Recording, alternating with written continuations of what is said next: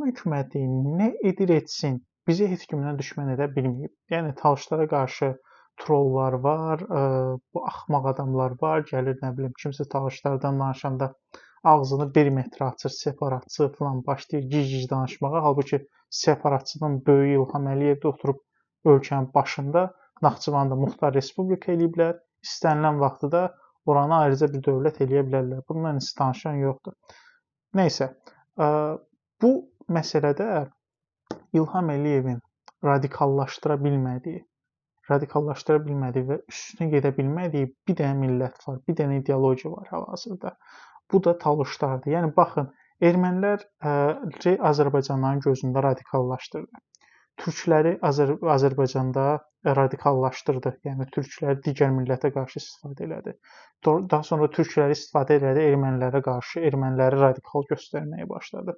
Daha sonra şiələri də paralel olaraq bu hadisələrlə radikallaşdırmağa başladı və radikal bir qüvvə kimi göstərməyə başladı.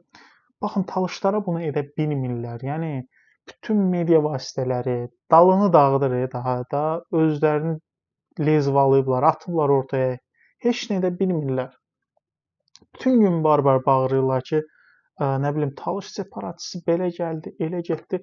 Amma bir Talış Azərbaycanda çölə çıxanda üzü ağdır. Yəni heç kimin yanında əyilib eləmir və heç kimin qabağında gözü qara deyil. Talışın öz üsulu var.